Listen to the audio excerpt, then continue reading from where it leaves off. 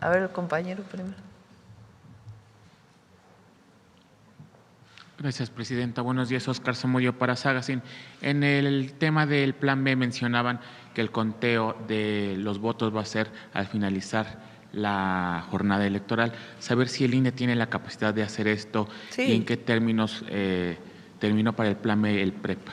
En los consejos distritales hay toda la capacidad. Sí se hace, por ejemplo, en la Ciudad de México. Entonces hay toda la capacidad. Gracias, presidenta. En otro tema de salud, en Tizayuca y la zona metropolitana de Tizayuca aún hay un déficit importante en materia hospitalaria.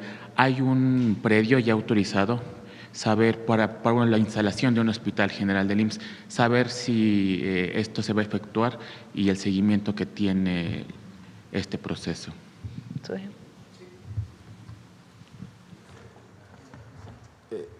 Muchas gracias, presidenta. Sí, hemos estado trabajando con el sector, las necesidades de todo el sector, toda vez que la ruta hacia la universalidad nos debe plantear una planeación que incorpore a todas las tres instituciones. Efectivamente, tenemos una propuesta de donación en Tizayuca. Muchas veces los municipios hacen el acta de cabildo, pero todavía eso tiene que pasar por otros procesos, tanto la desincorporación del patrimonio estatal y también la recepción por parte del Consejo Técnico del IMSS. Menciono esto porque ese proceso tiene que validarse por varias áreas, incluso para ver si no se necesita alguna remediación por temas ambientales o si el mismo terreno es apto para la construcción de un hospital. Entonces, ese es el proceso que se está haciendo y también la conformación de todo el expediente inmobiliario. Solo hasta que eso ocurre se puede recibir en donación. Muchas veces, insisto, solo se hace el acta de cabildo y con eso se plantea que ya se va a iniciar el proceso. Son procesos que llevan tiempo, toda vez que una inversión para un hospital pues siempre tiene que tener las garantías de que el terreno es apto para ello. Gracias. Y en el tema, presidenta, de España, recientemente el rey Felipe VI reconoció ya públicamente que efectivamente durante los años de conquista hubo abusos. Su posicionamiento, presidente, en cuanto a esta declaración y saber si esto sería o marcaría una nueva etapa entre la relación México-España. Es un acercamiento del rey que reconocemos. Porque a diferencia de hace pues varios años, donde no, pues ni siquiera se reconoció la carta que envió el presidente López Obrador y hubo realmente un enfriamiento de las relaciones. Ahora, pues primero el gesto de el rey de ir a la exposición de las mujeres indígenas que envió México a España. Y después su declaración. Puede uno decir, bueno, no fue todo lo que hubiéramos querido, pero la verdad es que sí es un gesto de acercamiento del rey en el sentido de lo que hemos estado hablando, de un reconocimiento de excesos, exterminios que hubo durante la llegada de los españoles. Entonces, yo creo que hay que reconocerlo y seguir avanzando en el diálogo. Allá en España hubo pues una cantidad de críticas al rey, fíjense, por esta declaración de lo que se llama la derecha española, ¿no? Que cómo era posible, porque hay esta idea, sobre todo en la derecha española, de que llegaron a civilizar a los indios, que los indios de México pues eran unos bárbaros con muchas historias que, por ejemplo, el presidente López Obrador en su libro Grandeza cuestiona si todo lo que dijeron en aquella época era cierto. Pero más allá de ello, esta idea de que aquí eran bárbaros y allá civilizados y que obligaron necesariamente a cambiar religiones, los dos grandes matanzas que hubo en Cholula y en el Templo Mayor, de los conocidos, pero hubo muchísimos más de los españoles que llegaron a lo que se llamó en su momento la Nueva España, que era el territorio de grandes civilizaciones. Entonces, hay muchos españoles que todavía creen eso, que aquí había barbarie, cuando aquí había civilizaciones extraordinarias, que son la esencia de lo que somos los mexicanos. Los mayas inventaron el cero, ni los romanos. El conocimiento que se tenía del cosmos, la medicina tradicional y la propia cultura, y el sentido comunitario, que es algo extraordinario de los pueblos originarios en México. La fraternidad, la solidaridad, los valores profundos de lo que Bonfil Batalla llamó el México profundo. Bueno, hubo muchísimas críticas por esta declaración. Entonces yo creo que hay que reconocer que primero el que haya ido a la exposición y después su declaración. Y pues sí, hay que seguir trabajando pues con este proceso de reconocimiento de las grandes civilizaciones que existían en Mesoamérica y en otros lugares de América Latina, de lo que hoy llamamos América Latina. ¿Estaría entonces, Presidenta, México en posibilidad de hacer una invitación oficial al rey de España? Pues vamos a ver, pero sí hay que reconocer el gesto del rey. Por último, Presidenta, saber el avance de la construcción del tren AIFA-Pachuca y saber si estará al 100% para antes del Mundial. El tren AIFA-Pachuca. Sí, nada más traemos ahí una diferencia de una semana. Pues yo les pedí que estuviera el 29 de marzo y me dicen que a lo mejor es el 6 de abril, pero yo les insisto en que el 29 de marzo, porque es antes de Semana Santa. Sería el tramo completo. Pero están revisando cuál es la diferencia, que además pues tienen razón evidentemente. Es toda la seguridad del tren relacionado con las pruebas. Entonces están culminando las pruebas y en el momento en que estén listas pues ya iniciaría. También se está haciendo un embellecimiento de toda la zona alrededor del tren, repavimentación, senderos seguros, para pues mejorar todo el entorno del tren Lechería, AIFA, y el AIFA Pachuca no, ese todavía hasta el 27, pero el Lechería AIFA sí va a estar antes del Mundial y nada más estamos en una diferencia de unos cuantos días. Entendido. Gracias, Presidenta. Buen día. Gracias. Vamos de este lado. A ver, Carlos. Buenos días a todas y todos. Carlos Navarro, de Heraldo Media Group. Presidenta, ¿qué vieron en los partidos, en las dirigencias de los partidos para poner lupa y, por ejemplo, pues fiscalizar los recursos con mayor especial atención, Presidenta? ¿Qué vieron en los partidos para implementar estas leyes secundarias?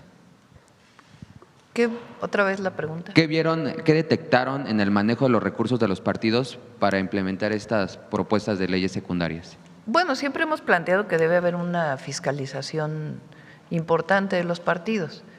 Y ahí está, pues, a ver, primero, durante tiempo se usaban recursos públicos, porque no solo es recursos de lavado de dinero o algo así, porque el lavado de dinero no solamente es de narcotráfico, sino también de recursos públicos. Toda la estafa maestra pues fue eso, lavado de dinero para uso en las campañas electorales. Entonces, para tener la certeza de lo que se usa es el recurso público que se da a los partidos, y en todo caso, si hay una aportación individual en el marco de las leyes, pues que haya una fiscalización permanente y tener la certeza de que el INE en su momento puede firmar un convenio con la UIF, es decir, pues necesitamos revisar estas cuentas para que la UIF nos dé información. Pese a que haya obligaciones de transparencia para los partidos, en algunos casos no se actualiza y no se da la información como se tiene que dar, Presidenta. Es fortalecer la fiscalización, vamos a ponerlo así. También señalaba un tope a las remuneraciones. ¿Qué detectaron ahí? ¿Qué vieron? Si no está establecido que puedan ganar más de 1,500. Sí, ya está en la Constitución, pero no se respeta. Y tienen seguros de gastos médicos mayores, y tienen bonos, y ganan más que la presidenta.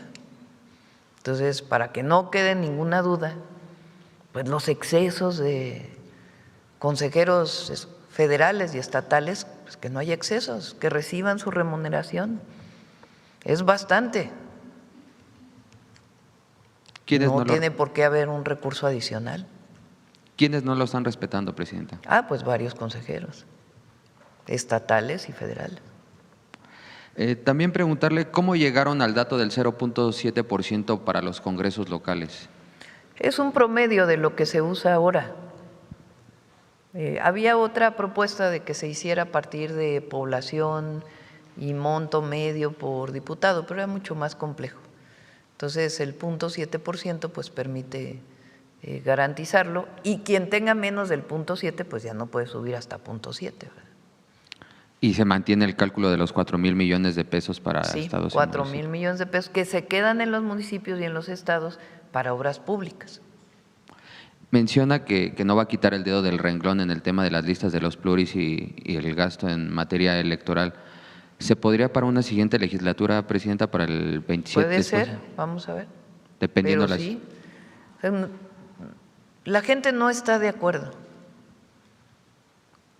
con que sean las cúpulas de los partidos políticos quienes definan la representación proporcional. No están de acuerdo. Hay muchísimas encuestas, la última de ENCOL habla del 80%. Yo tampoco estoy de acuerdo. De hecho, Morena pues lo hace por tómbola desde hace muchos años.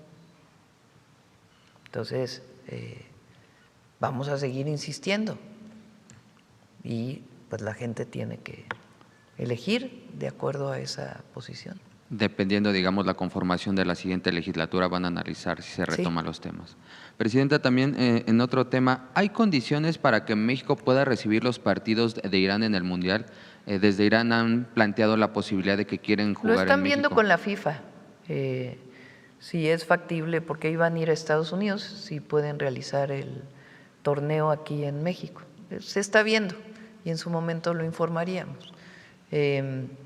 México pues tiene relación con todos los países del mundo. Entonces, vamos a ver qué establece la FIFA y a partir de ahí pues se informaría. O sea, para México no hay inconveniente, simplemente es el tema de la logística de la FIFA. Sí.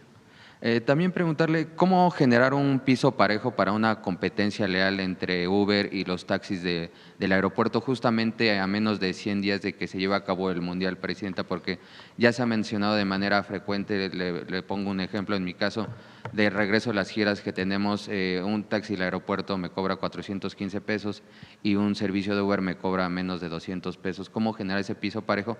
También señalan los taxistas del aeropuerto que hay una competencia desleal, pero las opciones y el servicio, pues para algunos no es posible pagarlo. Aquí lo comenté, son las dos acciones.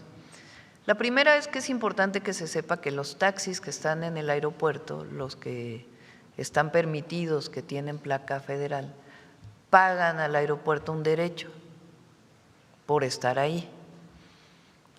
Entonces, al pagar al aeropuerto un derecho por estar ahí, pues tienen ciertos beneficios, ¿no? Entonces, lo primero pues es que ese ICT tiene que revisar con los taxistas oficiales, no solo de la Ciudad de México, sino de otras ciudades, la tarifa, porque en efecto son tarifas muy altas. Tienen tarifas por círculo, por circunferencia. Por zona. Y hay veces que son más de 1,000, 2,000 pesos para ir a las zonas más alejadas. Lo mismo pasa, por ejemplo, en Cancún, que hay mucha queja de la tarifa, y en otras ciudades turísticas. Entonces, tiene que revisarse, pues en todo caso, con ellos de por qué estas tarifas. Pero es importante que se sepa que esos taxis pagan al aeropuerto un derecho por estar ahí. Ahora, también tiene derecho el usuario que baja del aeropuerto de no solo usar el taxi, sino usar una aplicación telefónica. Entonces, ¿qué se está haciendo? Un sendero seguro para ir a un lugar más alejado en donde pudieran llegar las aplicaciones telefónicas. Entonces, tienen beneficio el taxista por estar pues saliendo de la puerta del aeropuerto, pero también el usuario puede tomar una aplicación telefónica de manera segura en un lugar más alejado y establecido para que no genere tránsito ni ningún problema en los alrededores. ¿El derecho que pagan los taxis del aeropuerto es alto? ¿Tienen algún promedio? No tengo el dato exactamente, pero pagan un derecho por estar ahí. ¿Y se replicaría, por ejemplo, lo que habían dicho hace unas semanas? No tiene que ver lo que pagan del derecho con las tarifas tan altas, ¿no? Pues esa es otra cosa. Entonces, por eso tienen que hacerse las dos acciones. Una revisión, no se trata de imponer, sino sencillamente de sentarse con los taxistas pues para poder ver por qué cobran tan caro. Y en todo caso que las aplicaciones pues puedan tener un lugar seguro, aunque esté más alejado. También preguntarle, ¿se va a reunir con el presidente de Alemania? ¿Dónde será la reunión? Finalmente va a ser en Cancún. En la tarde es la convención bancaria. Entonces es mejor, nos daban mejor tiempo y hablamos con ellos y acordaron que era posible hacerlo en Cancún, la visita del presidente de Alemania y después ya la convención. ¿Y qué temas piensa abordar con el presidente de Alemania? Los temas que normalmente vemos con los presidentes que vienen, pues relación de amistad, cultural y comercial. Ahora se actualiza el tratado comercial con Europa, ya viene en abril y estuvieron aquí varios empresarios, recuerden, de los países nórdicos, justamente por esta actualización, interesados en invertir en México y también de cómo veíamos la actualización del tratado. Y lo mismo pues será con el presidente de Alemania, temas culturales, educativos y al mismo tiempo de comercio y de inversión. Y hablando de Cancún, ¿qué mensaje va a llevar a la convención bancaria, presidenta? Ya, vamos a esperar. Y por último, preguntarle, se publicó una encuesta en Heraldo Media Group donde señala que el 75% de los consultados pues ven como mayor prioridad de la relación entre México y Estados Unidos la seguridad. Es un tema complejo que han estado trabajando, lo ha mencionado usted en coordinación, pero ¿cómo mejorar esa coordinación para el tema de seguridad con Estados Unidos, presidenta? Pues nos coordinamos, pero como siempre decimos, con un principio que es el respeto a la soberanía y al territorio. Así, y así vamos a seguir, hay mucha coordinación. Incluso el presidente Trump, como usted lo ha mencionado, tiene su manera de comunicar y ha habido colaboración, pero insiste mucho con este tipo de mensajes como los del fin de semana, presidenta. Igual nosotros seguimos insistiendo en el respeto a la soberanía y también en que no queremos conflicto con Estados Unidos, queremos coordinación sin subordinación, como lo hemos manifestado. Y el freno al tráfico de armas. ¿Perdón? Y el freno. Sale hoy, por cierto, un reportaje en el New York Times muy interesante de la cantidad de armas que están entrando de Estados Unidos a México. Dice ahí, no lo leí completo, a la persona que entrevistan que se ha duplicado la entrada de armas a México. No sé si esto sea un dato real o no, pero nosotros seguimos insistiendo en lo mismo, que la mejor forma de ayudar a México pues es evitar el tráfico de armas ilegales de Estados Unidos a México. Muchas gracias, buen día a todas y todos. Vamos sobre el tema, a ver quién no ha preguntado. A ver, la compañera que no ha preguntado. Sí. Muchas gracias, presidenta. Celsin Juárez, de noticiasdefrente.com. Presidente, solo para precisar en este plan B cómo quedaron las fechas de la revocación de mandato y la elección judicial, si se van a aplazar o se va a adelantar. No, no estamos planteando aplazar la reforma al Poder Judicial. En algún momento lo pensamos, pero es igual, o sea, es un monto, es otra vez un monto muy importante de destino de recursos públicos para el 28. Y son todavía varios magistrados y jueces que tienen que cambiar del periodo anterior. Entonces, pues es mejor ya si vas a votar, pues que de una vez votes por todo.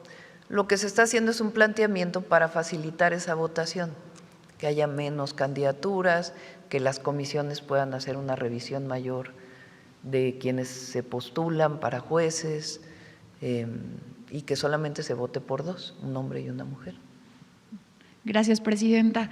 También en estos últimos días se ha abierto el debate por el comunicado de la Fiscalía General de la República en torno al nulo resguardo del lugar donde se llevó a cabo los enfrentamientos y el abatimiento del Mencho y el papel de varios medios de comunicación que entraron al no ver ningún resguardo, donde todo lo que se encontró pierde valor pericial. Presidenta, saber ¿qué opina sobre este actuar de la Fiscalía? Que ya lo dijo muy claro en su comunicado, cito textual, dice: no ofrecía condiciones mínimas de seguridad para el resguardo del personal ministerial y pericial y es por eso que no se llevó a cabo la protección de esta área. Pues es la posición de la Fiscalía, ¿no? Yo creo que ellos informan y ellos tienen que dar su opinión en este caso, como lo hicieron, y ya en todo caso la fiscal junto con su equipo responder con más detalle. Aunque ahora se desestime toda esta evidencia que se encontró ahí. Bueno, pues tiene que explicar la Fiscalía. Gracias, presidenta. Ya por último, en el Estado de México han circulado denuncias de proveedores sobre un presunto esquema de cobros irregulares para acceder a contratos del DIF mexiquense. Tenemos la investigación en nuestro portal. Los señalamientos involucran a un magistrado, esposo de la directora del DIF estatal, a un diputado local y a un notario de Tlaxcala, Alejandro Moreno Morales, quien por cierto ya investigamos y perdió su patente en 2025. De acuerdo a testimonios que también tenemos, se habían solicitado pagos de hasta 2 millones de pesos sin que se llevaran a cabo estas gestiones prometidas. ¿Podría usted dar indicación para que la Fiscalía Anticorrupción pueda investigar este caso y que el gobierno del Estado de México prestara atención en esto que está presuntamente sucediendo en el DIF? Pues danos el dato y vemos, lo enviamos a la Fiscalía Estatal o en su caso a la Fiscalía General de la República para que ellos puedan hacer la investigación. Muchas gracias, presidenta. Aquí la acompañamos.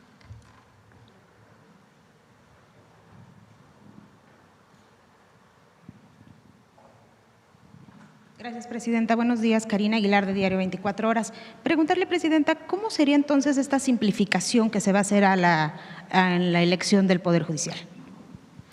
Lo que se está planteando, ¿por qué no lo explica, ministro? Usted.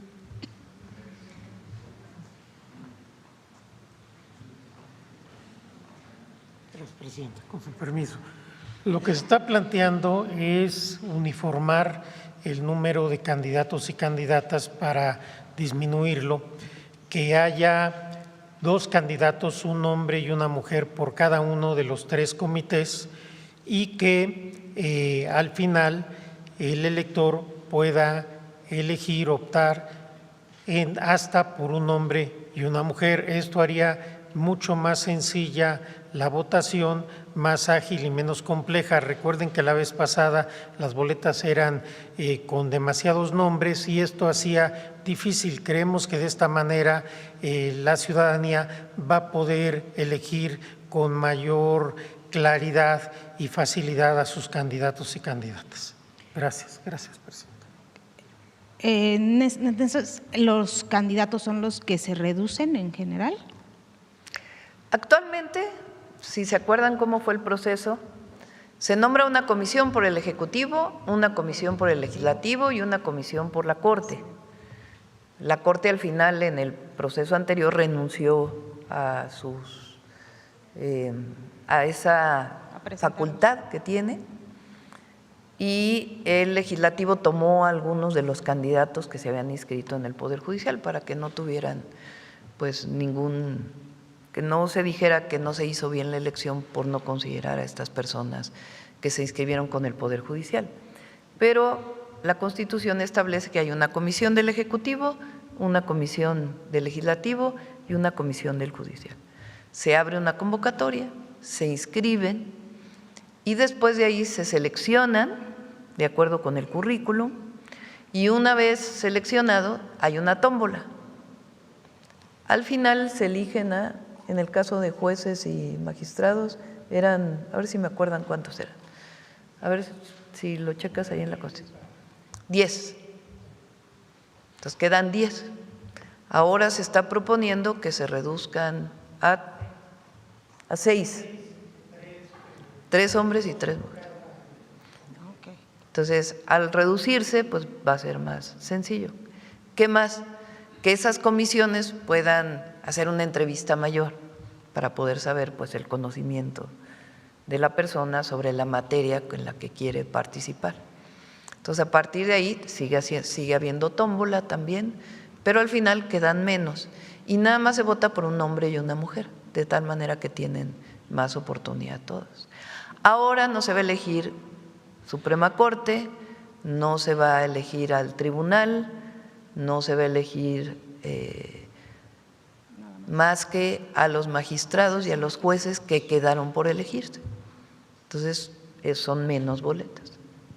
Gracias, presidenta. También, en el marco de todas estas negociaciones, las cuales encabezó la secretaria Rosa Isela Rodríguez, ¿cuál fue la clave para que los aliados ahora sí decidieran apoyar en su totalidad esta nueva iniciativa que enviará del día de hoy?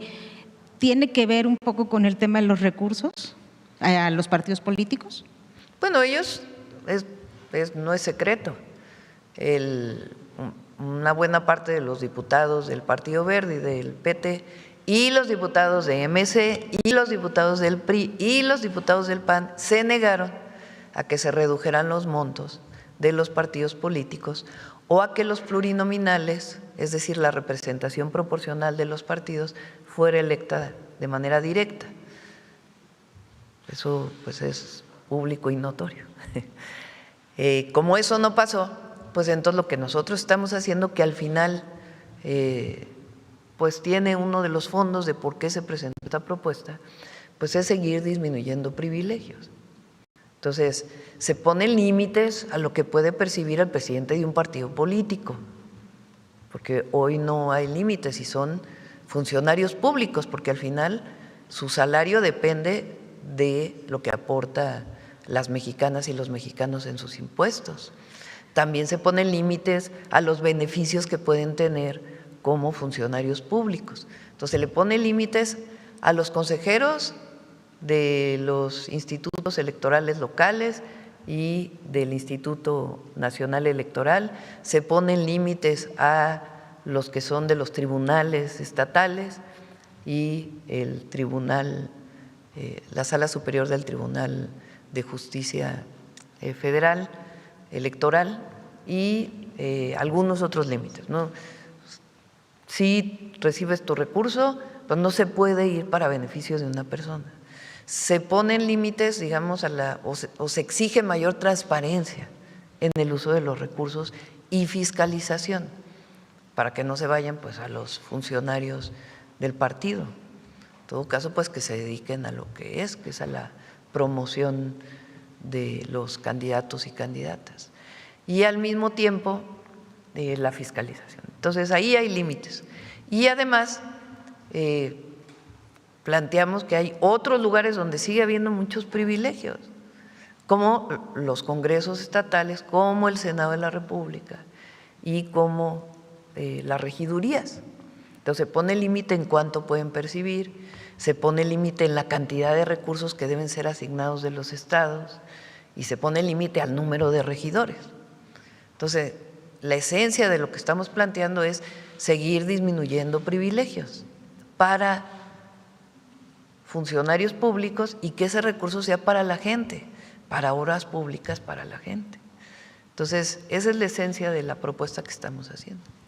Sobre el tema de salud, presidenta, ¿nos podrían recordar cuál es la meta de abasto general de medicamentos para este año? 100%, obviamente. No, pero, ok, ¿y cuántos medicamentos se tienen que comprar y se tienen que abastecer este año? Porque, por ejemplo, Rutas de la Salud, bueno, el IMSS Bienestar nos da a conocer cuántos se han estado entregando, pero si nos pudiera recordar la cifra en general que se tienen que entregar este año y cuántos por cada institución, Sí. por favor. Eduardo. Con mucho gusto les platico. De hecho, pueden ustedes confirmar y cualquier persona que nos lea puede también meterse a la página compraconsolidada.salud.gov.mx, donde publicamos todas las semanas todas las compras de medicamentos que hemos adquirido en este año. Ya estamos en torno a los 3.500 tipos de medicamentos que se compran en el sector salud y, muy importantemente, para que ustedes lo sepan, estamos ya en el proceso de compra hacia el 2027-2028 de manera muy anticipada.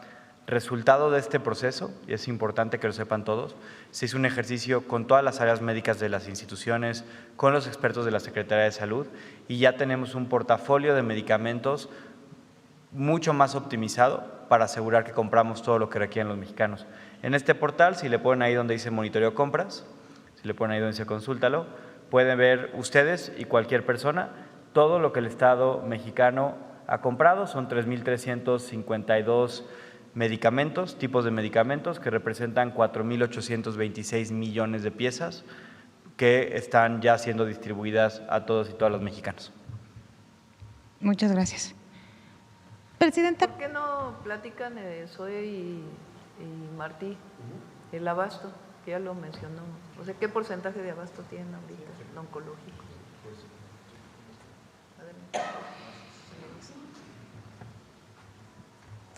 Comento rápidamente, Presidenta, que traemos un porcentaje de 97% de abasto de medicamentos.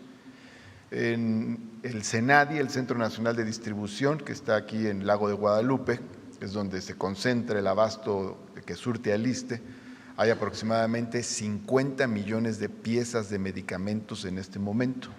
No es un número que esté fijo porque es dinámico y todo el tiempo llega y salen de ahí 700 rutas a farmacias del ISSSTE, 700 farmacias. El ISSSTE tiene 700 farmacias, entonces de ahí salen a las 700 farmacias. Tenemos un mecanismo de revisión cotidiana, diaria, de cómo estamos en las diversas unidades, y lo que estamos buscando es incrementar el número de unidades que se encuentran en 100% de abasto. Entonces tenemos diversos rangos para que no haya unidades que tengan menos de 90% de abasto. Y traemos del conjunto de nuestras unidades, más o menos debemos tener ahorita unas 60 unidades que están en el 100%, o sea que no les falta ni una sola clave, además de las que están en el 90 y tantos, 99. En las visitas que hacemos y que encabezo personalmente, siempre pasamos a la farmacia y en la farmacia vemos cuántas claves tienen y cuántas les faltan. Entonces, por ejemplo, he ido hace algunos días aquí a unas clínicas de la Ciudad de México, como la de Fuentes Brotantes en Tlalpan o Iztapalapa 2 en San Lorenzo Tezonco, están al 99.9% de abasto. Por ejemplo, antier que fuimos a Iztapalapa, faltaba una clave nada más en una de las farmacias. Nos acompaña el equipo para ver qué clave falta para que ésta se pueda surtir, ya sea por compra directa emergente, si es el caso, o por abastecimiento del Centro Nacional de Distribución. Gracias, presidente. Muchas gracias, Presidenta. Sí, como se ha comentado, todo el proceso de planeación para la compra que lleva la Secretaría de Salud, pues al final de cuentas tiene un desenlace cuando después de una consulta en alguna unidad de medicina familiar, en el primer nivel o en la consulta externa, la consulta de otras especialidades, sobre todo en los hospitales, se genera la receta. En el caso del Seguro Social, ya el 96% de las recetas son electrónicas. ¿Qué significa esto? Que se generan en un sistema y se imprimen para que entonces el derechohabiente, saliendo de su consulta, vaya a la farmacia a surtir esa receta. Cerramos 2025 con el 97% de surtimiento completo de recetas. Ahorita estamos cerca del 97.5%, en algunos casos 98%. Ahora, ¿qué es lo que hacemos para, como lo comentaba la presidenta, llegar al 100%? Toda vez que pues tenemos que dar esa garantía, sobre todo para algunos padecimientos que son tratamientos largos, no son casos agudos que alguien se sintió mal un día, fue a la consulta y le recetaron algo, sobre todo los casos que más se ven, pacientes de continuidad, crónico-degenerativos y demás. Entonces, una vez que se llega a la farmacia, todos los días se surten cerca de 600,000 recetas diarias en algunas de las casi 2,000 farmacias del Seguro Social, en varias ventanillas, obviamente. Ahora, ¿qué pasa cuando algún medicamento en alguna unidad y en algún turno no está disponible, por la razón que sea, ya sea que no ha llegado por un problema de distribución? También se han visto el tema de los incumplimientos de quienes ya han recibido contratos. Pero independientemente de la causa, cuando alguien llega y su receta no se surte de manera completa, o no se surte alguno de los medicamentos, generalmente las recetas no traen solo un medicamento, son en promedio 2.5, a veces más. Entonces lo que se genera es una gestión. Lo que llamamos siempre a los derechohabientes es acudir a los módulos de las técnicas y técnicos de atención y orientación a los derechohabientes, ahora con el énfasis de trato digno. ¿Para qué? Para que puedan levantar ahí una gestión y puedan hablarle y reportar que alguna receta, algún medicamento no se surtió en el tiempo que debió haber sido esto. ¿Qué ocurre? De alguna manera, como pasa en algunas tiendas, se revisa el sistema para ver si alguna unidad cercana tiene ese medicamento. Entonces se dan opciones, ya sea de acudir a la otra unidad para que ya esté listo el medicamento, o si el medicamento está por llegar, dar la cita, o ya no la cita, sino la fecha para solo llegar a la farmacia a recibirlo. Tenemos también otras modalidades que han ido trabajando y creciendo en algunos estados para incluso surtirlo a domicilio, que en algunos casos pues evitamos que el tiempo de traslado y además el tiempo de las personas sea ocupado para regresar otra vez. Lo que sí evitamos es que tengan que ir otra vez a la cita para surtir otra vez la receta, sino que con la misma receta, que tiene una vigencia de 72 horas, sea con la cual se pueda surtir y entonces llegar a este 100%. E insisto, sobre todo, todos los medicamentos para todas las personas son muy importantes, pero en casos de padecimientos que tienen que tener continuidad porque a la hora de interrumpirlos puede empeorar la salud de las personas, pues tenemos un énfasis muy importante en ellos. Gracias. Gracias. Presidenta, también preguntarle, ¿cuál es la lectura que usted le da? ¿Puedes poner? Ah, sí, ándale. Tenemos una gráfica de quejas, Presidenta. Son las quejas que llegan a ISSSTETEL por temas de desabasto de medicamentos.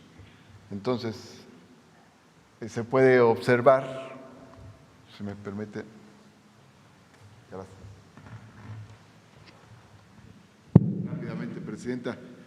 Este es un corte de donde observamos cómo tuvimos un ascenso en las quejas de medicamentos, por falta de medicamentos en ISSSTETEL. Y luego tuvimos el mayor número de quejas como hacia mediados de 2025 y estas fueron bajando. En agosto fue la reducción más fuerte y más rápida, tuvimos algún pico más leve y nuevamente a principios de este año un nuevo bajón en el número de quejas. Estas son las que están registradas en ISSSTETEL, pero de lo que nos mandan las dependencias, incluyendo Presidencia de la República y otras, es una gráfica muy parecida también, es decir, estamos en un menor número de quejas registradas en ISSSTETEL que las que teníamos en octubre de 2024, que empezó la administración. Gracias. También preguntarle, Presidenta, ¿qué lectura le da a estas medidas que anunció ayer Cuba, que ya van a permitir las inversiones por parte de cubanos que están fuera de la isla? Pues es una decisión soberana del gobierno de Cuba. Creo que hay que reconocer que están buscando distintas opciones para el pueblo de Cuba.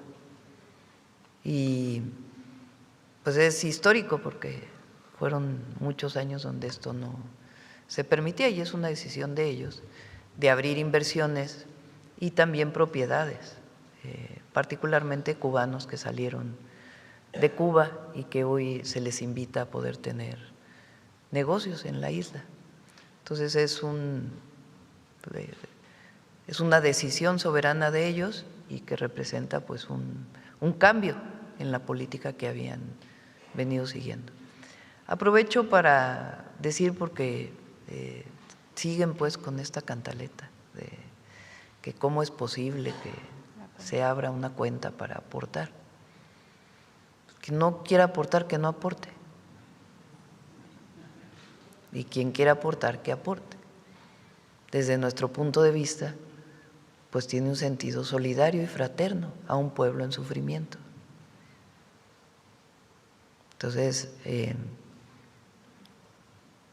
quien no esté de acuerdo, pues está en su derecho. Pero repito lo que dije ayer, estas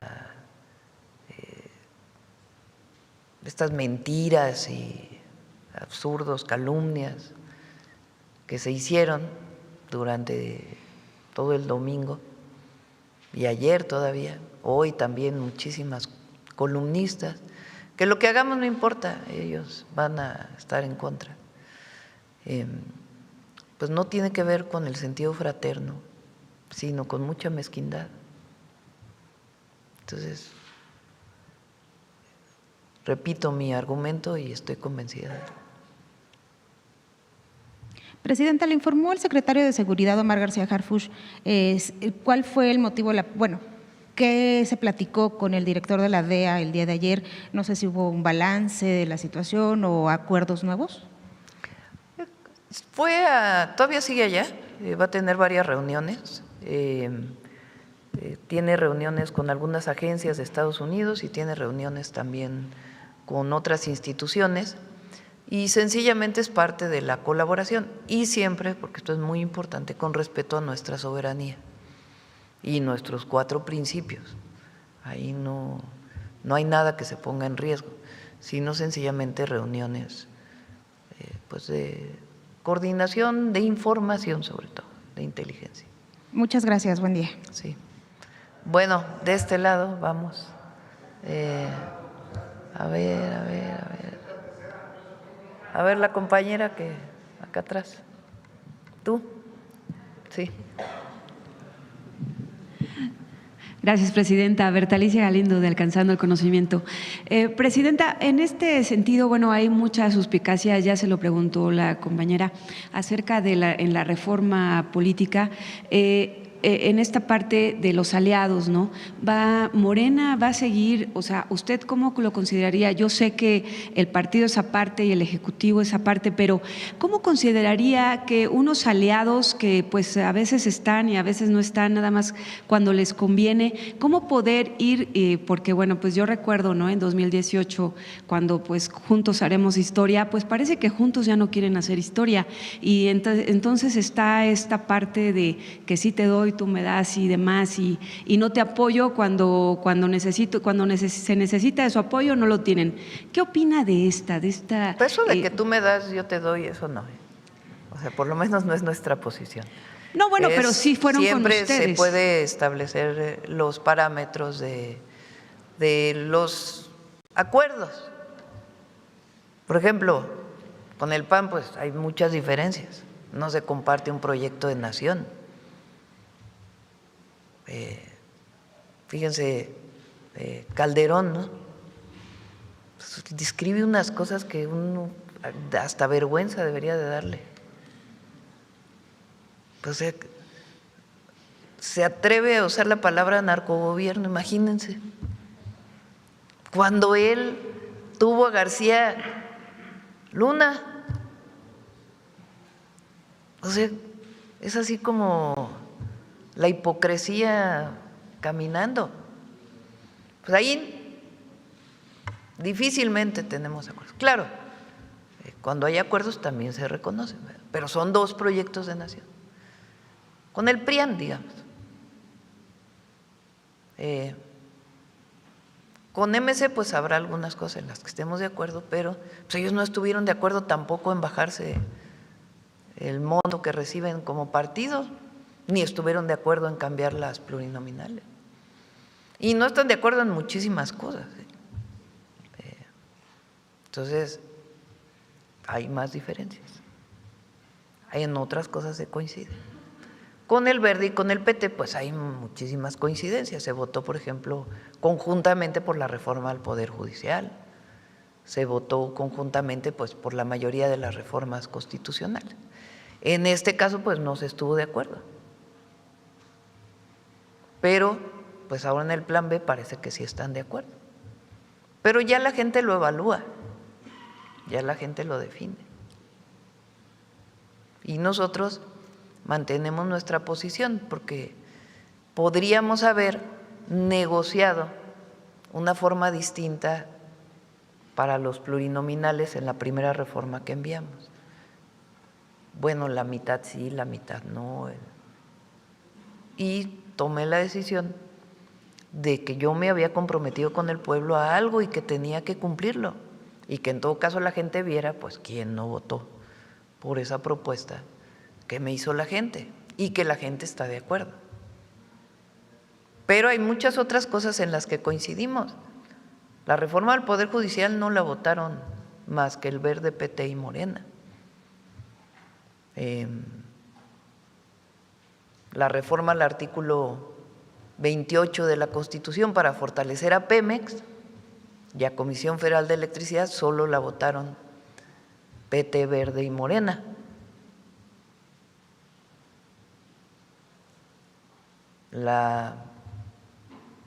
Varias reformas. El artículo 40 para fortalecer la soberanía. También. Entonces, en esto pues no se está de acuerdo. Pero hay muchas otras cosas en las que hemos estado de acuerdo. Entonces, pues le corresponde ya a Morena definir sus alianzas para el 2027. Pero no hay que olvidar, pues, en todo lo que sí se está de acuerdo, ¿no? Y hay otras en las que no. Y la gente pues tomará su decisión cuando ejerza su derecho. Presidenta, en este tema de la inteligencia artificial, y disculpe que insista, pero ¿por qué no se tiene todavía una ley? ¿No se llega todavía a un consenso? Usted ya mandó propuestas y demás, pero parece que todavía no está. Y bueno, le preguntaría al doctor Kersenovich, hace tiempo nos platicó lo que pensaban hacer con la inteligencia artificial. Hay un congreso anual internacional donde se ven justamente temas de inteligencia artificial y salud. ¿Qué son las cosas que podrían retomar o estarían ya tomando en los institutos de salud? Ahora justamente hemos estado trabajando algunas propuestas como por ejemplo la interpretación de radiografías, mastografías, que hay muchos avances con la inteligencia artificial. No sé si quieras comentar algo.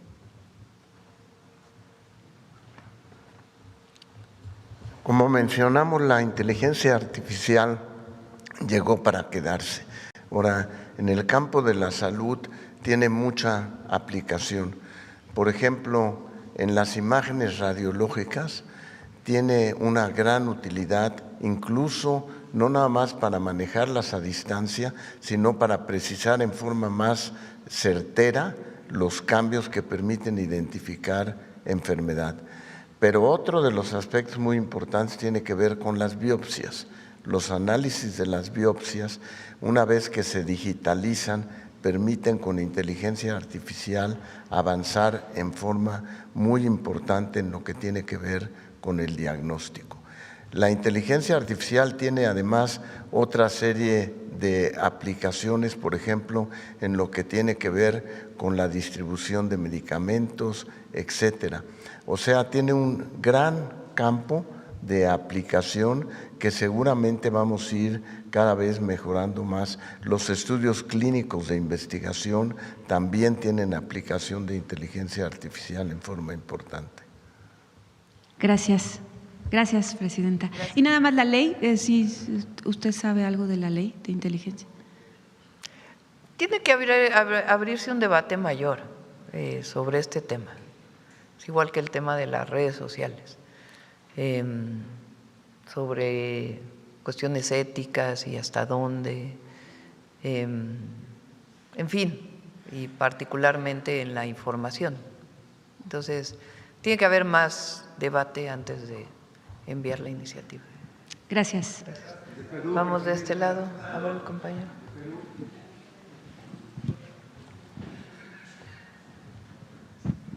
Hola, buenos días, presidenta. José Leveña, de Publimetro. En primer lugar, en el tema del Rey de España, quería preguntar si esta relajación de relaciones pudiera llevar a que usted vaya el próximo mes de noviembre a la 30ª Cumbre Iberoamericana de Madrid. Pues vamos a ver, todavía también estamos invitados a la PEC, que creo que es en el mismo mes, a China. También es una posibilidad. Entonces, porque la PEC, recuerden que en el siguiente año viene a México. Entonces, pues vamos a ver las fechas, pero es un reconocimiento a su declaración. Okay. En cuanto al tema de Cuba, el próximo 19 de marzo, al igual que sucedió en julio, que una flotilla salió de Barcelona rumbo a Palestina, va a salir de Puerto Progreso, Yucatán, una flotilla con ayuda humanitaria a Cuba. ¿Cuál sería la postura del Gobierno de México respecto a esta flotilla y si se le podría escoltar rumbo a la isla? ¿Cuándo va a salir? El 19 de marzo, el próximo jueves, creo que es. Pues está muy bien toda la ayuda humanitaria que se dé a Cuba. No tenía la información lo revisamos para ver qué apoyo se puede dar. Luego también, en cuanto al tema del combustible, siempre se ha hablado del límite de precio menor de 24 pesos la gasolina. Pero en el tema del diésel, que es con el que se transportan las mercancías, está en un promedio de 28 pesos. ¿Se crearán incentivos fiscales, sobre todo en esta crisis que hay energética a nivel mundial? Hay un incentivo también del IEPS para que no aumente más el precio del diésel. Entonces, también se tiene que revisar con los gasolineros. No vamos a hacer un acuerdo voluntario con el caso de la gasolina, pero sí que no vayan a aumentar de más, ¿verdad? Para que el subsidio no represente pues algo que tiene que ver con la ganancia de los gasolineros. Pero hay un procedimiento para evitar que dañe la economía, o sea, que haya inflación. Sí, principalmente. El objetivo es que no suba la inflación. Y para que no suba la inflación, se hace un cálculo de cuánto disminuye el impuesto para compensar lo que sería el aumento de los precios del diésel, producto del incremento del precio internacional. Hay algo importante que se debe saber. México, aunque produce las gasolinas y el diésel, sus precios son los precios internacionales. O sea, sí hace su contabilidad Pemex, no solo para la exportación, sino también para el mercado interno. Entonces, por supuesto que el costo de producción puede ser menor que lo que está el costo internacional, pero de todas maneras se mide con los precios internacionales. También, como comentaba el compañero, el tema de los taxis del aeropuerto, usted abanderó que se aplicara el IMSS a los trabajadores de aplicaciones, y es un logro del Gobierno, pero muchos conductores de estas empresas que operan en el aeropuerto de la Ciudad de México se quejan de que ellos no tienen IMSS. Si un día no van a trabajar, no tienen seguro médico público, si un día no van a trabajar, tienen que seguir pagando el alquiler de la unidad. Y creo que eso es un tema bastante importante, ¿no? Que todo trabajador que trabaje para una concesionaria, para una empresa, tenga sus seguros. Hay esquemas donde ellos pueden afiliarse, no sé si quieres comentarlo.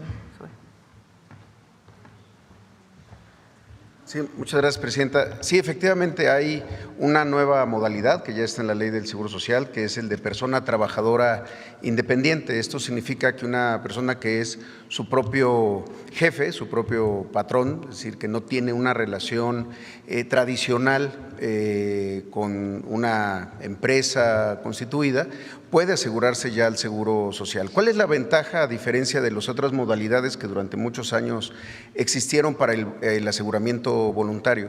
Primero, que es a todos los seguros. El IMSS no es solamente el seguro de enfermedades y maternidad, el seguro médico, sino que también son las incapacidades temporales, por ejemplo, por una enfermedad del trabajo, pero cualquier otro tipo de padecimiento también.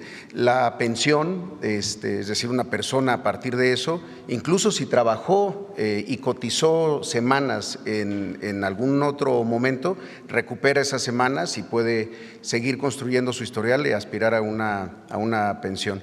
Pero lo más importante quizá es que en el modelo de aseguramiento se incorpora a todo el núcleo familiar, esto es, las parejas, los hijos menores de 16 años y hasta los 25 cuando están estudiando en una institución pública de educación, y también los padres cuando hay dependencia económica o cohabitación, es decir, es todo el núcleo familiar.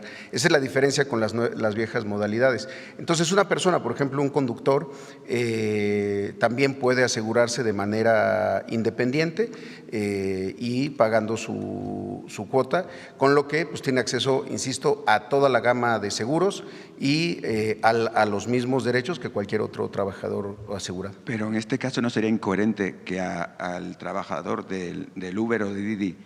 No, sí, pero no me refiero a Uber y Didi. Uber y Didi están en el modelo nuevo, es esa parte, es distinto. Pero los taxistas que están trabajando en el aeropuerto están trabajando para una empresa que tiene una concesión y pagan esas plazas que le comentaba la presidenta. Bien, para un dueño tiene que ser el empleador el que cubra la parte del empleador, el trabajador también se le hace el descuento. En ese caso, en donde hay una empresa, digamos que tiene muchos autos y que los autos son de la empresa y contrata a los conductores, entonces tiene que estar en cumplimiento de su aseguramiento. Y ese sector existe, es el sector del transporte y las comunicaciones. Entonces, lo mismo que un pilota de avión, la aerolínea tiene que pagar y cumplir su obligación del aseguramiento. Ahí no es opcional, es una obligación de los empleadores pagar lo que corresponde. Sí, muchas gracias. Sí, es que hemos estado hablando con taxistas del aeropuerto y comentan eso, que no les pagan su seguro social. Se puede hablar con ellos también para ver los esquemas. Ya por último, en noviembre estuvieron aquí los gobernadores de Jalisco, estuvo la jefa de gobierno y estuvo el de Nuevo León. Para saber, ayer escuchaba que todavía no se habían entregado los apoyos para el Mundial, eran 2.000 millones de pesos, para saber cuándo se iban a entregar estos apoyos. Finalmente quedó en 1.500 millones de pesos, se entregaron a Nuevo León, a Jalisco y a la Ciudad de México. Muchas gracias. Y es en apoyo a las obras que se están haciendo por el Mundial, para que no todo cargue, o sea, están etiquetados para transporte público o para las obras viales que se están haciendo y con su seguimiento que se tiene que hacer a estos recursos. Muchas gracias. Sí. Vamos de este lado.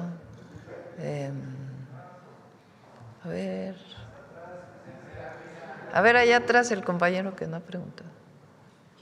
El que está atrás de tú, que estás levantando la mano, saco azul.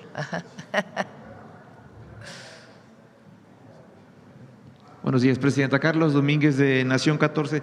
Presidenta, la semana pasada publicamos en Nación 14 una crisis en la calidad del servicio de la salud que se padece actualmente en el hospital del IMSS, un hospital del IMSS en San Luis Potosí.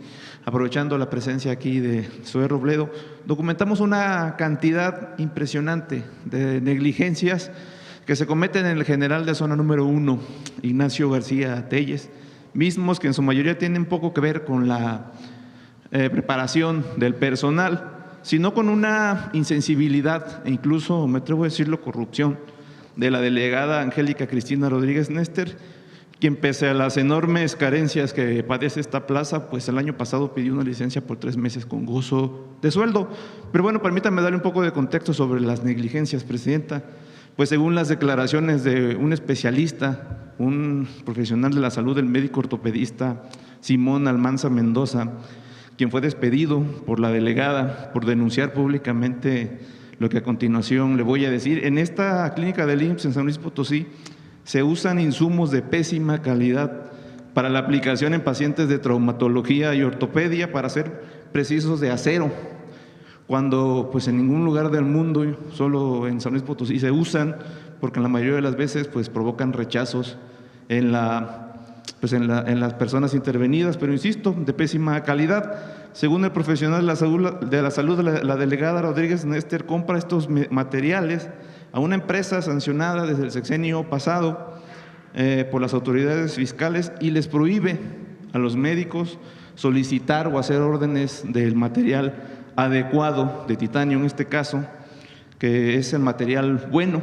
Presidenta, puntualmente preguntarle si revisaría todos estos casos de negligencia médica que envuelven a la delegada del IMSS en San Luis Potosí y que ejerce en el personal una fuerte política de amedrentaciones que pues han mermado en la calidad del servicio. Al director del IMSS, Zoé Robledo, también preguntarle quién o por qué se le continúa permitiendo a esta delegada pues comprar estos insumos de mala calidad a una empresa sancionada por el SAT y que, por cierto, aquí en alguna mañanera el presidente López Obrador prohibió que se le volvieran a realizar compras o se le dieran contratos. Es que los delegados ya no hacen contratos ellos, ya las compras son consolidadas, por eso está muy… pues hay que revisar el caso, pero ellos no tienen recursos, o sea, ni siquiera hay recursos para comprar. ¿Cómo es que siguen en las llegando? delegaciones?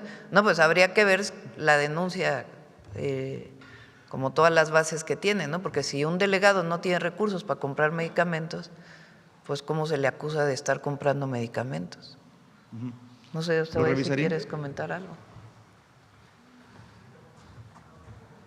Sí, muchas gracias, presidenta. Sí, conocemos el caso, incluso me parece que ya le habían dado la aclaración, no sé si la pudo sí, la vimos. Revisar. Primero, señalaban en la nota que había una lista de espera de 300 pacientes para cirugía, trauma y ortopedia, lo cual es falso, es producto de esta declaración de un ex trabajador que efectivamente fue separado del cargo por una investigación con el órgano interno de control. Y también sobre el tema de osteosíntesis y endoprótesis, que justamente es uno de los procesos que se comentaban, que tiene que ver con las operaciones de ortopedia y trauma. Es un proceso que justamente junto con el ISSSTE lo estamos en este momento consolidando con la Secretaría de Anticorrupción y Buen Gobierno, pero no se confirmó que hubiera falta de insumos en esta materia.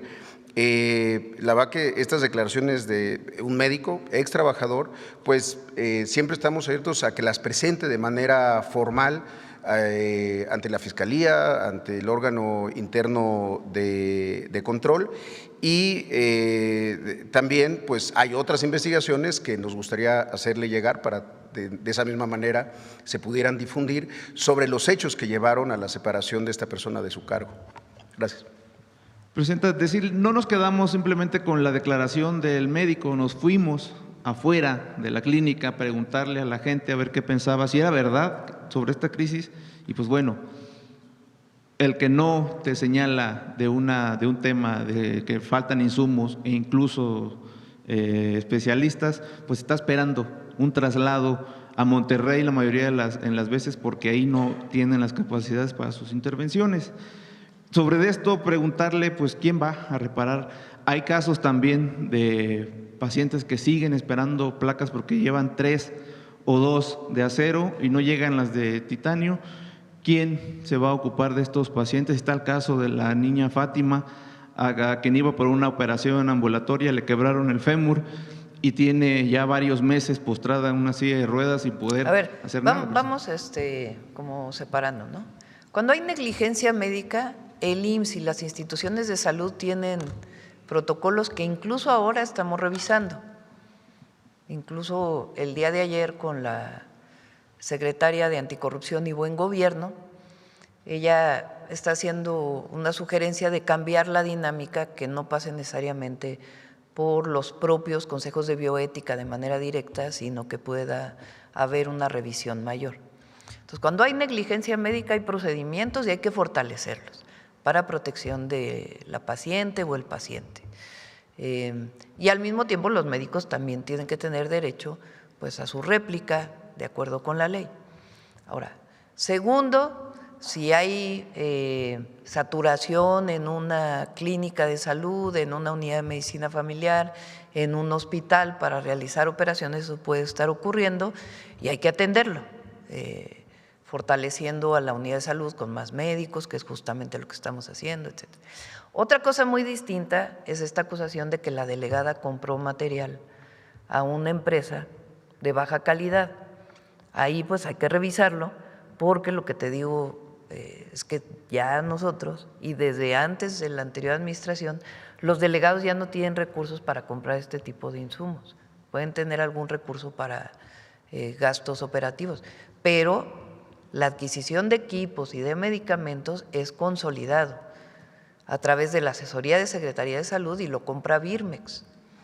Entonces, si nos pasa el dato, pues lo revisamos, pero también hay que revisar pues cómo vienen las denuncias y particularmente esta de este médico que fue separado del cargo también por otras razones. En el caso de la niña Fátima, que está esperando una placa de titanio, Presidenta, ¿atendería usted, instruiría Sí, quizás? cada vez que voy a territorio y siempre buscamos la manera de ayudar a todas las mexicanas y mexicanos. Y en este caso, por supuesto, se revisa. Y solo para ser preciso, ¿instruiría una investigación sobre estas denuncias del Pues doctor? entiendo que ya el IMSS contestó en particular sobre este caso, pero le pedimos a Anticorrupción y Buen Gobierno que haga su revisión. Muchas gracias, Presidenta. Sí. Vamos de este lado. A ver, Sonora, que hace mucho que no preguntas. ¿Hace cuánto que no preguntas? Hace más de 2 semanas. Ah, bueno. Digo, así es, sí. Gracias, Presidenta. Sí. Demián Duarte de Ya son Sonora. 9:14, vamos breves. Sí, rápido, sí. Demián Duarte de Sonora Power. Presidenta, la semana pasada tuvo usted aquí en Palacio a 61 alcaldes. Llamó la atención que eran 3 de Sonora, San Luis Río Colorado, Cajeme y Hermosillo. Bueno, evidentemente eran alcaldes de todo el país. A ver si te pasan cómo quedó San Luis Río Colorado con la iluminación. Por ahí le traje Para unas que- imágenes de Ajá. la iluminación, se las compartí Sí. a su equipo. Y bueno, preguntarle precisamente sobre los alcances de los acuerdos que se tomaron con los alcaldes. Es importante, bueno, evidentemente para la visión municipalista que tiene su gobierno, pues saber y entender, bueno, qué es lo que se acordó ahí.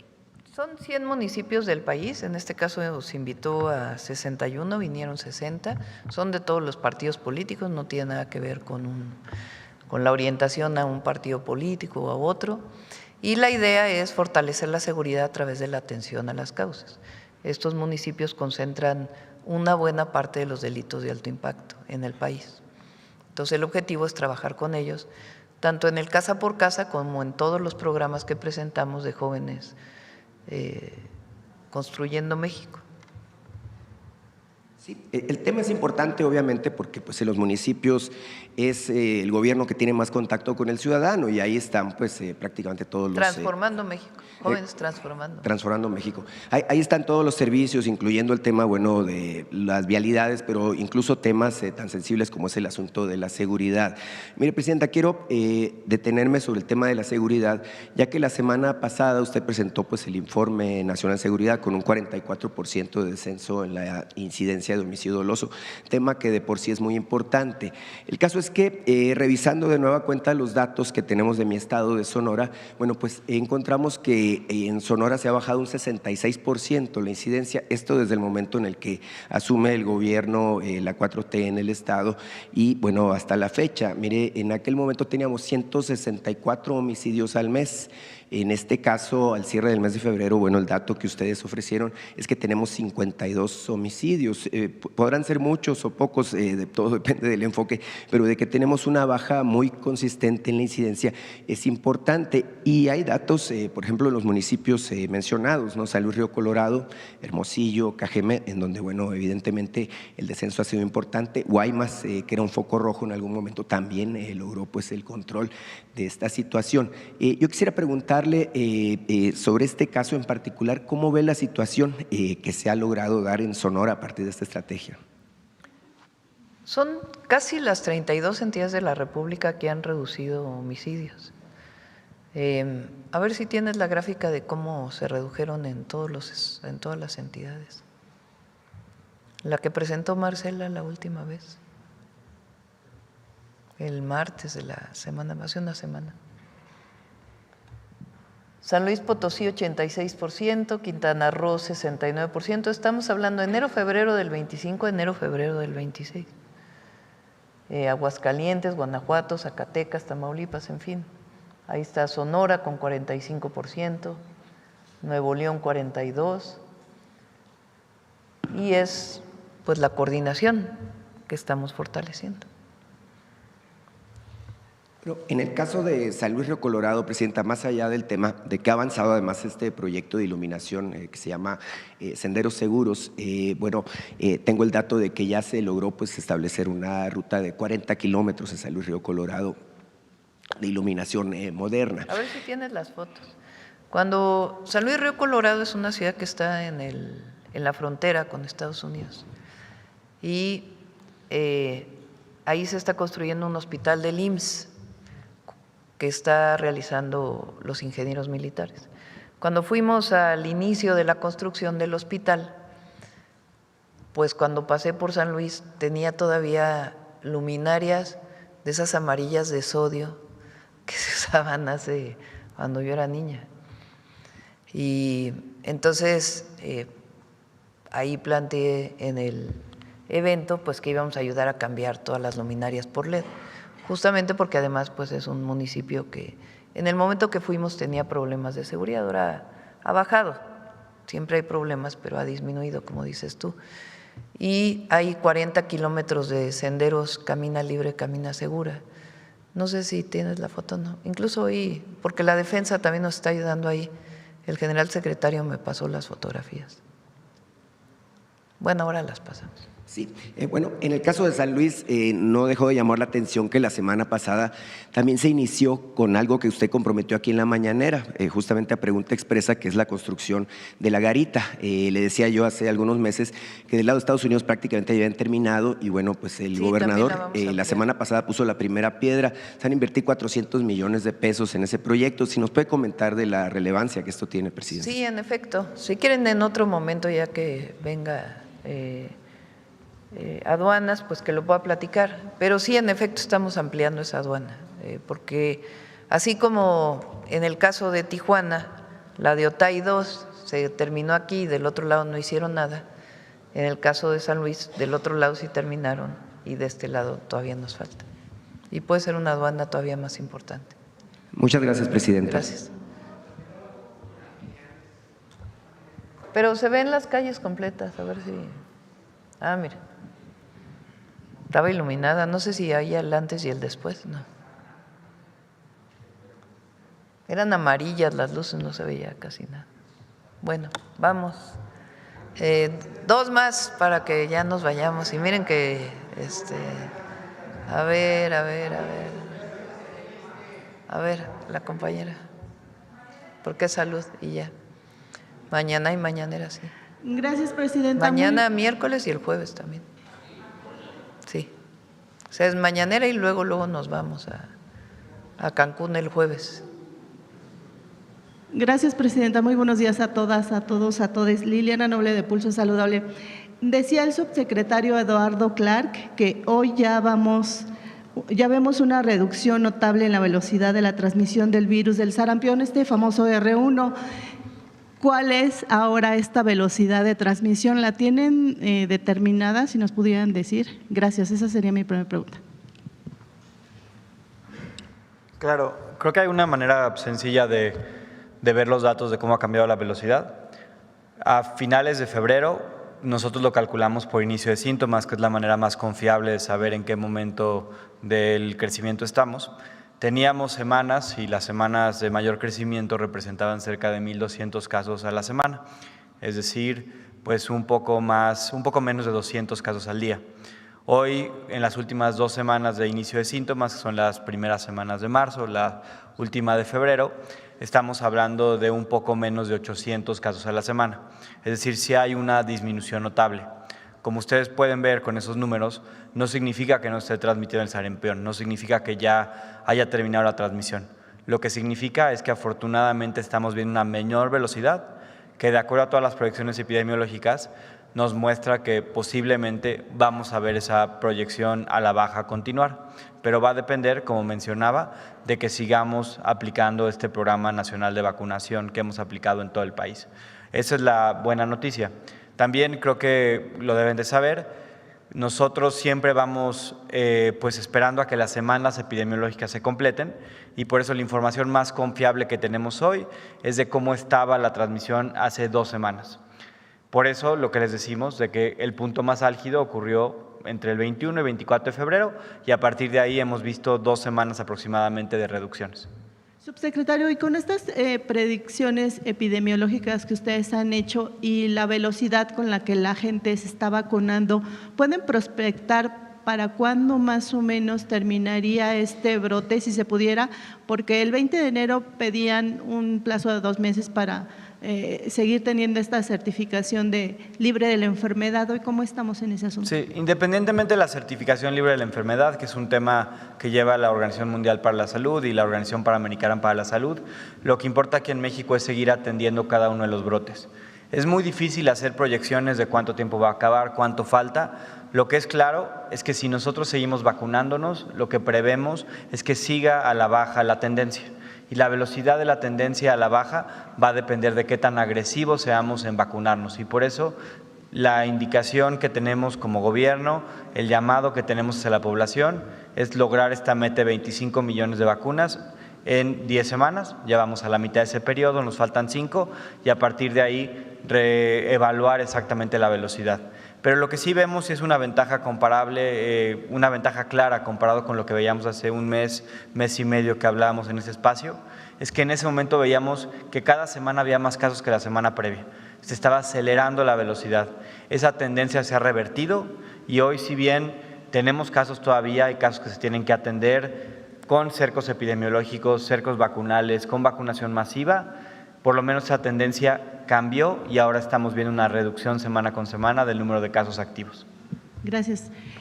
Presidente, en un segundo… Todavía hay 20 millones de vacunas para este año, 20 millones de vacunas. Entonces, invitar a que se vacunen todas y todos. Presidente, en un segundo tema, ayer la jefa de gobierno… Dije todas y todos, aunque es prioridad, niños y niñas de 6 meses a 12 años, las 2 vacunas, y de 13 a 49 años en los estados en donde todavía se está aumentando la reproducción. Ya no tanto en todo el país, pero en algunos estados todavía. A ver, ¿por qué no los das? Son Durango, Quintana Roo. Durango, Puebla, Quintana Roo y Sonora. Son pocos casos, pero van en aumento. Gracias, Presidenta. En un segundo tema, ayer la jefa de gobierno, Clara Brugada Molina, presentó un programa muy extenso para detección oportuna de cáncer de mama denominado Chichihuatl, en referencia a que así se llamaba a los senos. Y en ese sentido, ella piensa adquirir más mastógrafos, tener un aproximado de 500 mastografías. Y yo quisiera, me quedé con la duda el día que hicieron la presentación de este centro, cuando una mujer es detectada con un BIRAT 4 o 5 en su mastografía que requiere de una biopsia, a veces se tiene que hacer una biopsia por estereotaxia. Y en algunos centros de salud, en los institutos nacionales, a veces la mujer tenía que comprar su jeringa para que la pusieran en el mastógrafo y le pudieran hacer la toma de la muestra. Es una como pinza muy pequeñita. Yo quisiera saber, esto ya no existe porque hay mucha duda de las mujeres, ya no tienen que comprar ellas el insumo y llegar con el insumo para que les puedan hacer este tipo de biopsias. Entiendo que uno de los mastógrafos que está en esta institución lo hace, pero dependiendo de la localización de la lesión, es que a veces se requiere de este otro insumo. Entonces ya no tendrían que comprar las mujeres este insumo. Ahora le doy la palabra a los médicos, pero nuestra estrategia de atención de cáncer no solamente tiene que ver con la mastografía, que detecta, sino con la atención. Parte del problema que ocurre en nuestro país es que te detectan como mujer un cáncer de mama y después, en algunos casos, tarda hasta 1 año la atención de la quimioterapia. Primero, pues te detectan la probabilidad de que tengas cáncer, porque eso se define con la mastografía, después tiene que venir la biopsia, en su caso, y después de ahí pues viene el tratamiento. Entonces, nuestro objetivo es que no solamente sea la detección, sino el tratamiento completo. El modelo que tenemos del IMSS Bienestar, que inauguramos el 9 de marzo en la Gustavo Amadero, ahí en La Pastora, se va a repetir, a replicar en todo el país. El objetivo es que tú tienes tu detección, pero ahí mismo puede haber detección, puede haber toma de biopsia, análisis de la biopsia y todo tu tratamiento, desde una operación, si es necesaria, hasta la quimioterapia, y ya en todo caso, si es necesaria radiar, pues ya te envían a cierto instituto. Y además, el objetivo es usar inteligencia artificial para la detección, que hoy es una de las herramientas que en particular en el diagnóstico del cáncer de mama pues está muy desarrollada. No sé si quiera alguno, bueno, el único médico que está aquí. Ah, no, los dos, Alejandro y ¿por qué hacen así? David. Sí, una de las cosas muy importantes en cáncer de mama es precisamente los tiempos que debe pasar entre que una mujer llega con una lesión a que se le pueda hacer el diagnóstico y además que pueda acceder al tratamiento. Como decía la presidenta, tardaba meses, muchos meses, casi un año eso. Actualmente lo que el programa trata de establecer es, primero, detectar a las mujeres en la fase más temprana, con las campañas de difusión para que acuda a su servicio a que se pueda ser revisada en forma más temprana. De que llega al momento a que se le haga el diagnóstico, estamos tratando de resumirlo en menos de un mes y que además en ese mismo tiempo se le pueda tomar la biopsia a la persona con su mastografía y con la indicación de tener la biopsia, de tal manera que el acceso al tratamiento se pueda lograr en un lapso de 3 meses para que inicie su tratamiento. El objetivo precisamente de estas clínicas que se van a montar es que se puedan hacer todos los procedimientos en ese lapso y que pueda acceder al tratamiento en forma oportuna y no tenga que tener el retraso. Y en su pregunta de la biopsia, ahora los nuevos mastógrafos tienen la posibilidad de hacer con estereotaxia la biopsia el mismo día que se detecta la lesión. Gracias. Sí. Como decía nuestro secretario y la presidenta, el modelo tiene 2 énfasis. El primero es una unidad de acto único. Esto significa que vincula la detección hasta la resolución total de la enfermedad. La detección la hacemos incluso con brigadas territoriales. En cada centro de salud hemos dispuesto un equipo indoloro, inalámbrico, que permite detectar las lesiones mayores de 5 milímetros que necesitan un estudio de mastografía. En la mastografía hay 2 tipos, la mastografía de tamizaje y la mastografía que permite la toma de una biopsia en el mismo acto.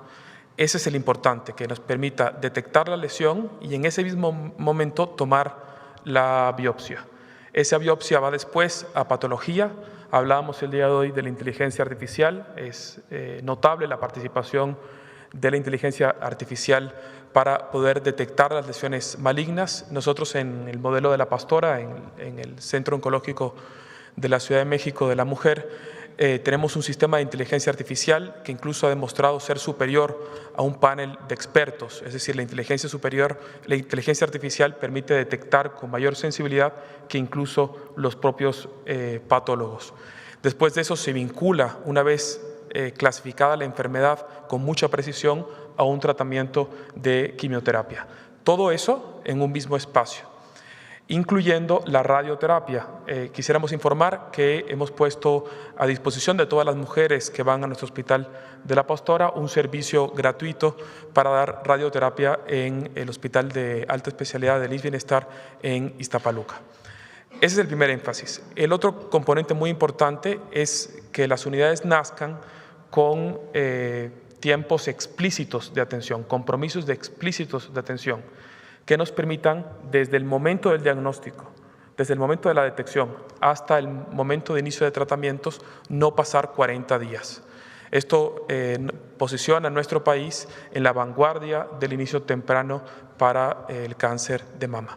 También informarles que yo estaré yendo el día jueves a Colima. Por instrucción de la presidenta vamos a expandir el proyecto que ya pusimos en marcha con este modelo de los 2 énfasis en Colima y posteriormente en el estado de Zacatecas.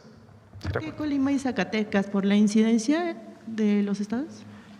Son los 2 estados que tenemos con mayor facilidad la adecuación del modelo. Ya teníamos una unidad oncológica en este estado, en los 2 estados, y nos permiten incorporar este énfasis de unidad de acto único con tiempos explícitos de atención. Gracias, doctor. Y finalmente, presidenta, participé en la clase de fútbol y entonces el señor que tenía al lado haciendo los ejercicios me pidió que le hiciera la siguiente pregunta. Es un señor de 96 años, Salvador, y entonces me dijo que algún general en algún momento de la vida le regaló unas pistolas. Las tiene en su casa, pero no sabe cuál es el proceso para poderlas entregar a cambio de, entiendo que de una remuneración económica, y no tiene quien lo traslade, usa una andadera a veces para moverse por la edad y alguna lesión que tiene, pero ahí estaba haciendo ejercicio. Entonces, en ese sentido, presidenta, ¿qué se puede hacer con este tipo de… Pásanos sus datos para que se ponga en contacto la secretaria de Gobernación. En este momento en la ciudad donde hay… ¿En la Basílica? No. No estoy cierta, pero la Gustavo Amadero. Sí. Les informamos dónde están en este mes el CIAL Desarmes y a la Paz, y en particular con esta persona, si tiene sus datos, nos ponemos en contacto. Ok. Y un dato adicional, la jefa de gobierno, Clara Brugada, decía que el día que se presentó Shakira, este tipo de eventos democratizan la cultura y las artes y alejan a las comunidades de algunas ideas equivocadas para evitar que caigan en incidencias delictivas. En ese sentido, presidenta, yo quisiera preguntarle si estaría pensando en algún momento, con este auge que tiene la gente, sobre todo las y los jóvenes de este grupo de BTS, ¿estarían pensando en invitarlos a que vinieran al Zócalo a presentarse de manera gratuita? Recuerden que le escribimos al presidente de Corea para que nos ayudara. ¿Qué fue lo que pasó? Viene BTS o BTS muy pronto, no sé qué mes viene. Se presenta en el GNP, ahí en la Ciudad de México. Y luego se acabaron los boletos, ¿no? Porque es un grupo que les gusta muchísimo a las y a los jóvenes. Entonces escribimos al presidente de Corea pidiéndole si por su conducto no se podía poner en contacto con los productores de este grupo para que regresara a México. Por lo menos que regresara a México. Entonces, ya me contestó el presidente que está haciendo todas las gestiones, que le da mucho gusto que tengan tanta popularidad en México. Incluso lo invité a venir en septiembre al presidente de Corea. Creo que sí va a venir, está por confirmarse. Tienen otro nuevo grupo, también ofreció que pudiera venir, también de jóvenes. Y está por contestarnos, todavía no tenemos, obviamente pues lo mejor sería que fuera gratuito, ¿verdad? Pero eso ya depende de sus propios productores. Pero sí fue muy sensible el presidente de Corea a la petición que le hicimos y nos dijo que se la pasó a los productores de BTS y que espera que pronto nos puedan dar noticias. Gracias, presidente. Gracias. Bueno, vámonos ya, son 9:36, nos vemos mañana a las 7:30 de la mañana. Son pocos casos, pero ¿qué ocurre en esos lugares?